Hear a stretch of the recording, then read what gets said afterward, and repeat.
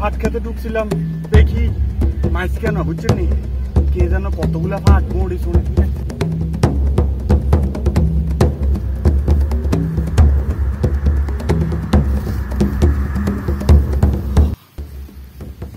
7.5 ঘন্টা এই জলাশয় আর মরুভূমি দিয়ে হাঁটতে হাঁটতে আমি ক্লান্ত হয়ে গেছি।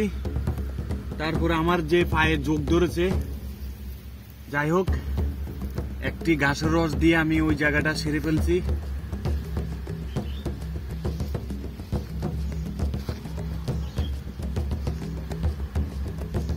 এত গরম, এত গরম, শুধু আন্নগোল্লাই ভিডিও বানাল্লাই, আরে হেলিকপ্টারতে হালাই যদি না যাইতো তাহলে এত কষ্ট আমি জীবনে করলাম না।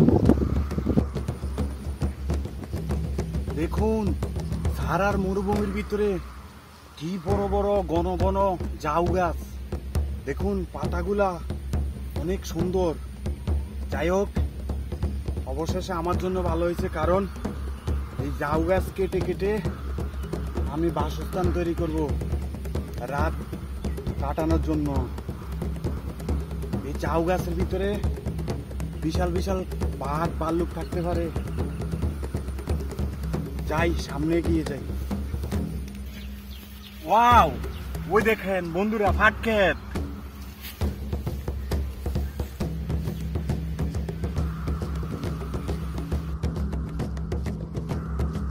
এই ফাট খেতে ঢুকছিলাম, দেখি মাছ কেন বুঝছেন নি, কে যেন কতগুলা ফাট মরি শুনে, ঠিক আছে। কিন্তু এগুলা দেখি আমার ছোটবেলার কথা মনে পড়ে গেছে। আমার ছোটকালে আমার বন্ধু এরকম ফাট খেতে ঢুকছে কারো যেন নিয়ে, পরে এলাকার বিচারকটা ধরে এমন মাইর দিছে, আমার এই কথাগুলা মনে পড়ে গেছে। বন্ধু কি যেন কষ্ট পাইছে, যা ফিরে ফিরছে বেতের মুড়া দি। আমি এই পাট খেতে থাকতে রাজি নাই, তাই আমি এই জায়গায় ক্যাম্প তৈরি করব না, আমি অন্য কোনো একটা জায়গা বেছে নিব ক্যাম্প তৈরি করার জন্য। আর এই দিক দিয়ে বিকেল গড়িয়ে খুবই সন্ধ্যা সন্ধ্যা ভাব চলে আসছে, তো আমি ক্যাম্প তৈরি করার জন্য ভালো একটা জায়গা খুঁজে নিচ্ছি।